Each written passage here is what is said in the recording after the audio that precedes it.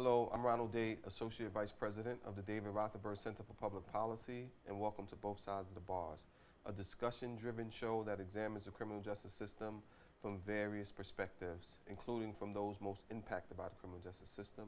We discuss critical questions about how the current system works, its intersections with social justice, and highlight the efforts that are being made to improve the lives of everyone that is impacted by it. We ask you, the viewer, to spread the word about both sides of the bars and to share your comments with us on Twitter at The Fortune Society. Today we have a really important show where we're going to be talking about what's at stake for this particular election. And so I have with me two really great guests. One is the founder of the Fortune Society, so we're great to have him, and I'll say a little bit about David. But first, Adelaide, Miss Connaughton? Connaughton. She's a senior entitlement specialist for the Fortune Society in our single stop program. She's been there 7.5 years. She's worked on her first political campaign was when she was 7 years old, giving out flyers for Mayor John Lindsay. So a long and illustrious career helping in the political sphere. She's also vice president of the Jim Owls Democratic Club and a board member of the Stonewall Democratic Club. So thank you, Adelaide, for being with us on both sides of the bars. We appreciate having you. And David Rothenberg, the founder of the Fortune Society. So he's a powerful advocate for human rights during incarceration for folks for decades now. He's run for New York City Council seat in Manhattan in 1985 with a widely endorsed campaign. David is a published author, a Broadway producer, as well as a radio host on WBAI.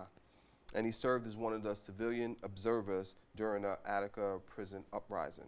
So welcome both of you to both sides of the bars. So we're talking about what's at stake for this particular election, right? And oftentimes when we talk about what's at stake for an election, it often is about like who's at the top of the ticket. So we're talking mostly about what's happening with presidential campaigns. But we know that there are a lot of times when folks in our communities have very little information or knowledge about some of the regional campaigns, some of the local campaigns. So I just want to get your insight on that before we start to dig down a little bit deeper into some of the maybe even more important and significant issues. So why don't we start with you, David? What is your view on that? Well, I think the personalities are so overwhelming in this campaign that a lot of the issues have been lost. Yeah. So that it's difficult to, people are responding to the outrageousness, either for or against of one of the candidates, Trump. And the issues seem to be secondary to his personality. So when you try and talk about issues to people, for those of us concerned about criminal justice, talking about law and order and stop and frisk and court appointments, it's been clouded over. And it's important for us to get those issues out there so people know what's at stake for them when they make a decision about which candidate they support.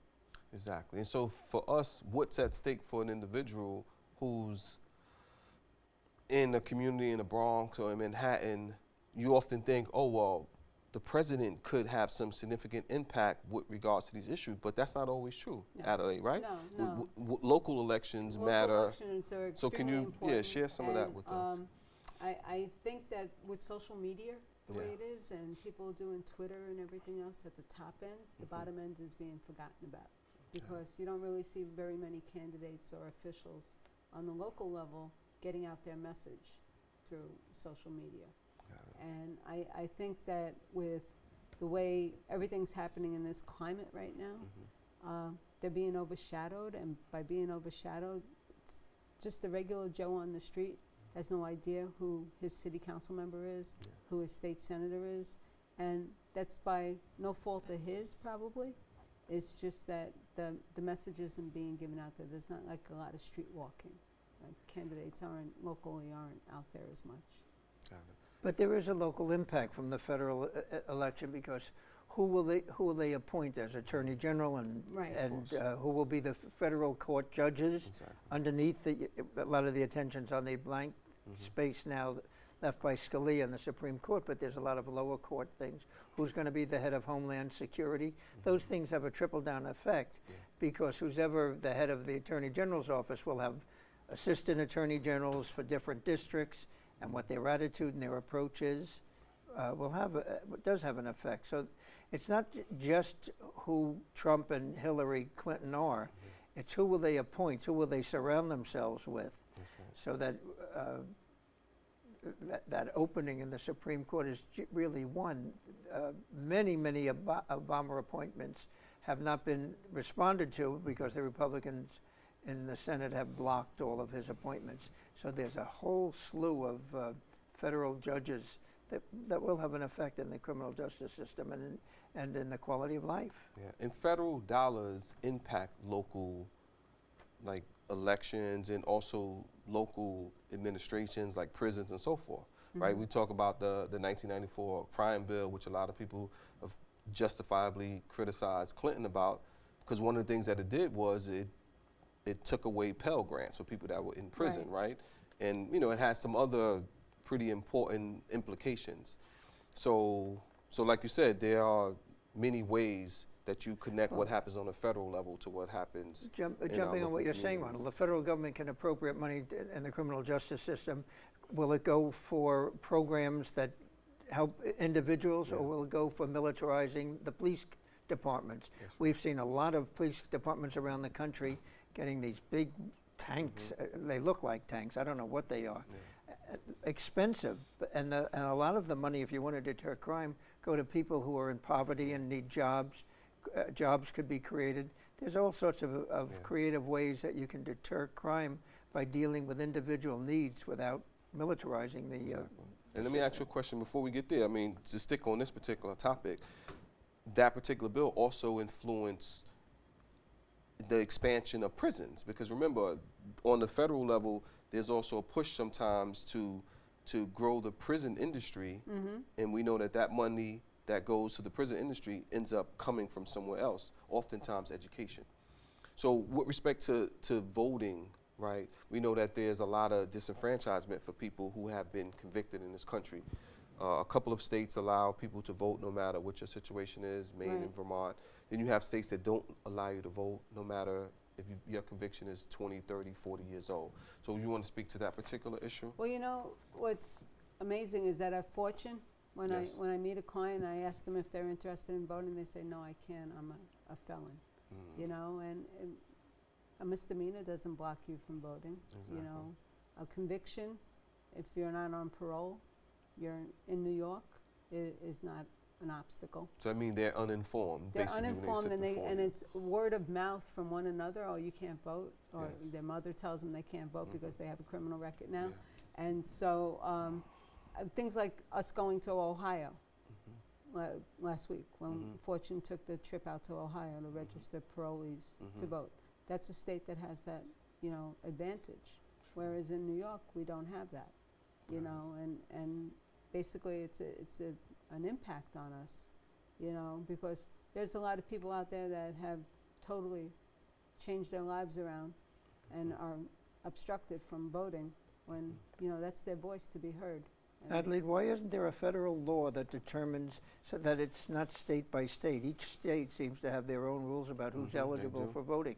In Florida, once you're a felon, you never vote again. Usually any state that has a heavy black population has the more restrictive. It's sort of the Jim Crow modern version. Right. But if somebody should introduce federal legislation that determines that there's only one criteria for being eligible for vote. Certainly people on parole in a lot of states can vote, in other states they can't. If you're working, taxation without representation is tyranny. It's part of the... How important is it for people who have been impacted by the criminal justice system to vote? I mean, you heard in 2000 that people in Florida, a significant number were not allowed to vote. Hundreds of thousands. Hundreds of thousands, and the election could have potentially gone another way.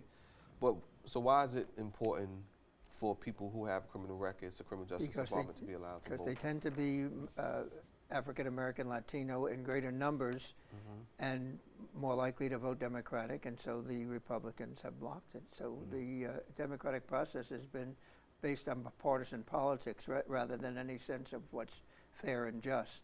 And the interesting thing about when after the civil rights movement, which essentially first thing for Dr. King was getting people the right to vote, that the drug arrests or laws came in, the Rockefeller drug law, which it was repeated around the country. And disproportionately, it was racial profiling, and so disproportionately, Black and Hispanic people were ending up in the criminal justice system. At point of arrest, conviction, and sentencing was racial profiling. And I don't know if it was the intention at the beginning, but as it turned out, that became a reason for disenfranchising people who were in prison. And so it had ended up being Black and Hispanic people disenfranchised disproportionately because they were more likely to get stopped, frisked, and arrested. But we have a candidate right now that's trying to obstruct people of color from voting, right? Who's that? You know who. And how would you describe the obstruction? How is that happening? How do you? By fear and intimidation. By fear and This, intimidation. 20 some odd days before the election, he's been talking about the rigging of the campaigns and the election for a while now. And, the Voting Act of 1965, if you were a person of color, you couldn't vote if you couldn't pass a literacy test. And you also couldn't vote, you weren't eligible to vote if your grandfather didn't vote. And now he's doing it a different way. He's telling people to go to the polls and obstruct the entire process by picking out certain people of color, and intimidating them that they'll stay home, for fear of being hurt. They don't want to go, but yet, he's taking away their right. Yeah, I mean, we want, as an agency, we want for folks to, first of all, know that they have the right to vote, and we want to marshal efforts to get people out to vote, no matter who they decide to vote for. Because as we're saying, it doesn't just matter who's at the top of the ticket, it also matters who's running for state government, who's running in local elections. So that's something that's key for us. There's also, you mentioned some literacy tests and so forth. Are there any other requirements for people nowadays, hurdles that they need to kind of surmount in order for them to be able to vote? Well, identification, that's an obstruction for them right now. So some people don't have a The certain piece of ID. ID or what have you. And it's so strange because where I live in Queens, when I go to vote in the morning, I'm not asked to show ID. And why is that? I don't know. Maybe because I'm white and I'm in a white neighborhood mostly, predominantly. But I know other people, my coworkers, who do have to present ID to prove that's their signature on the buff card. Besides the obstruction, there's the other side of the coin, is that there was an attempt to increase opportunities to register people that were blocked. In some states, they wanted people to be able to register at motor vehicles, or when they were going to, what's welfare called now? HRA. HR. Social services. But that population would tend to vote Democratic, so they were blocked. Efforts to, a democracy to survive has to increase the number of people participating in it, but there are segments of society that feel threatened. Republican and a lot of big business people have said that the fewer people that vote, the better it is for them. But that's not what a democracy is. A democracy has to, irrespective of whether they're Democratic or Republican, the goal should be to get as many people to participate. That's what we were taught in school. You have a responsibility as a citizen to vote. And then in real life, what has happened is efforts to make it more difficult for segments of the population to vote, to register first, and then to vote secondly. And it's basic civics that they're denying and defying. Yeah, and one of the things that we talked about on another show was that civics aren't taught as regularly in the school system as they used to be. So that might be a part of the reason why you said people don't know who their local representatives are. And then you get to a situation for those who drop out of school or what have you, get school to prison pipeline, they end up in the criminal justice system. They haven't been involved in the political process. And then it disenfranchised because of their criminal records. So, from our position as an agency, and as you've said, the fact that you have a criminal record shouldn't impact your ability to exercise your right to vote. So at Fortune, our I Can program, which is predominantly on the island of Rikers, Rikers Island, they did a whole drive out there to register the The population. the population that was not sentenced yet. Exactly. You know, and it was very successful. You know, I don't know the number exactly, but we did register quite a few people who have to vote by absentee ballot, obviously. But they were like, I can do this. You know, they were kind of empowered. Exactly. You know, to know that. And think about that for a second. So people who are on Rikers who probably have never participated in the political process are being registered now, right, in this by absentee ballot that they can actually vote if they're on the island.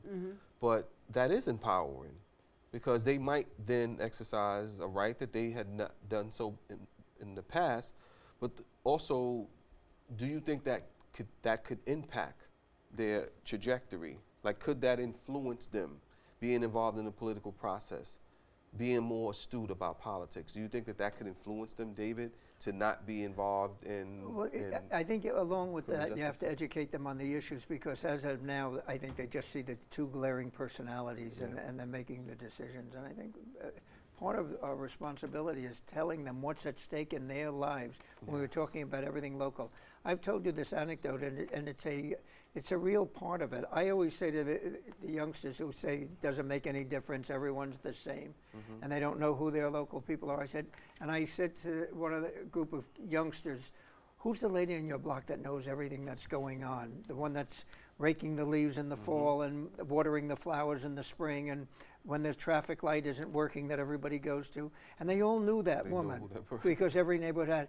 And that when they were confused, I said, and she also knows who's dealing drugs on the block. And then they all said, yeah, we know her. And I said, well, when you're concerned about something going on in your neighborhood, go to her, find out who she'll know who your city council person is. She'll know who represents you in Albany, and you have to get involved because you have a stake in it. It's your home, your block, your neighborhood, and it shouldn't just be that lady who knows everyone's business.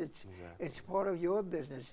You have children going to school. What's the schoolyard like? What's the conditions in the school? What's the traffic light like when the kids are going back and forth? And I tell the story that the Manhattan Borough president used to drive through with her.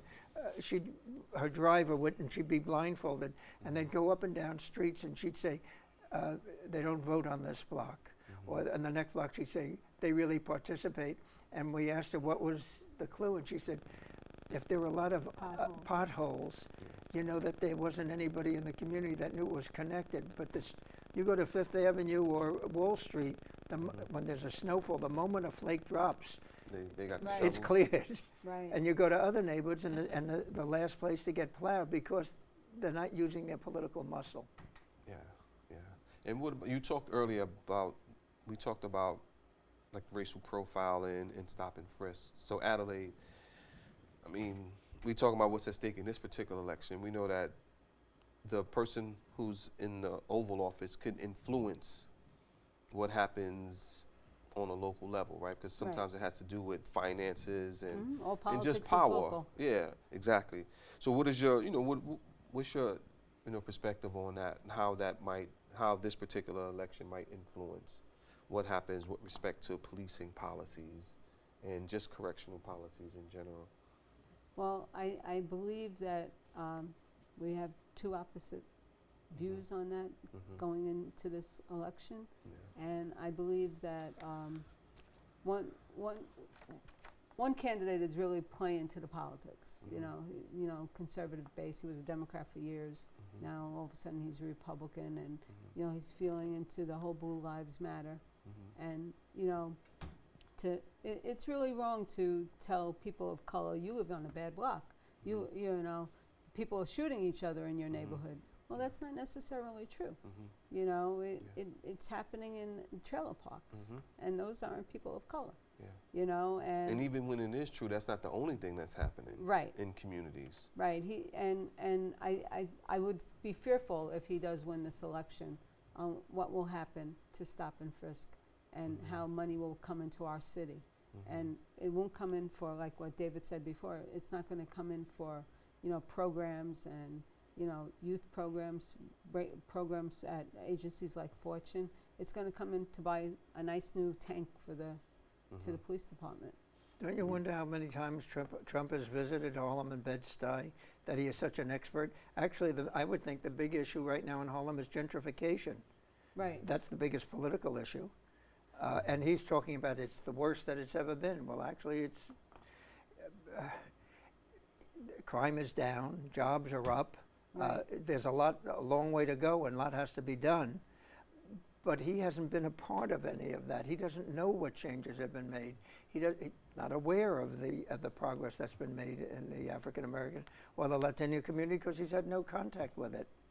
So in other words, how If that's a part how of essential, that's your perspective, Yes. right? How important though is it for any candidate to be acquainted with the issues? Because again, you could have someone up in their ivory tower, and it doesn't have to be someone who's running for the president. It could be someone running for the governor. It But could be someone. It could be a local official who doesn't even know what's going Ronald, on in their particular community. But he comments on it all the time. At every speech he happens to say, he says, take a chance, black community. It's I'm been your terrible. best shot. I'm your best shot. Yeah. But I'm saying that in Adelaide, there are other officials running for elected office who are also not that informed about what happens in their own communities, But you know, in their own sometimes neighborhoods. sometimes you have a candidate that doesn't seem to be on the mark for certain issues, but who's his supporters? Who's his people that he has out there, the Vance people who should come back and deliver the message to say that, you need to visit, this neighborhood. There's something's going on, but not what you think, or they need help, and I'm hoping that whoever gets elected, into the Oval Office will be able to trickle that down. And then next year we have the mayoral race. We have an election in New York City that's pretty big because most of the offices are up for, we have a DA position in Brooklyn. It's going to, the DA that was, Ken Thompson, who unfortunately passed away. He did a lot in the 33 months he was there. He was able to turn over 21 individuals' lives, right, and have them released. And we need someone to keep that tradition going, that way of working, the diligence to uncover, the wrongs. And what else is so that issue about David understanding, because you can't know about every single issue that's happening in your Of course not, jurisdiction. but if I'm 40 years old and I'm running for office, I'm certainly not a senior citizen, but I go to senior citizens centers to find out what they're feeling, what's going on with them. I'm not a child, but I'll go to kindergartens and pre-K schools to find out what supplies are there, what the teachers need. In the same way, if you're running for president, you're an Anglo-Saxon, I would think that you might want to go into a couple of black communities before you're sounding off that they're worse than ever, which he hasn't. What about young people? Because oftentimes young people are disconnected from the political process, and it's challenging to get them involved. Particularly young people. I'm not talking about young people who are like in college necessarily. I'm talking about young people who might have had a brush with the law. They're starting their lives, and they, once you're working and you have family, you're pretty well. Your life is on a path, and you start looking at the externals that affect you. But when most of us were 19 or 20 or 21, we didn't know where we were going, and our focus was on: can we afford an apartment without 5 roommates? Can we afford? Can we get a job that satisfies me? And then the politics is external, and then they're coming at you on television like a tsunami, and you have to. And I think I can see the kids saying, "I'm not ready for all of that. I have to. I don't know where I'm going to be working or living at the end of this 6 months." But you encourage some young people to vote. Yeah, sure. So what was tell us Definitely. about Oh, that? we encourage them, but we have to be aware of the fact that their priority is different from somebody who's 45 years old and is trying to figure, can they afford their kids' college? Am I going to be able to retire with some security? Those are things that make you look at the political spectrum. Differently. But I've spent the whole last year, right, 2015, and all of what we have of 2016, encouraging the young people at Fortune to think about it, get out there, look at the facts, right? Yes, of course. They watch TV, even though it looks like they're not focusing, they're on their phones, whatever they're doing. They know the issues, and so many of them came in the last 20 months saying they wanted to register. So that which one is Bernie Sanders in?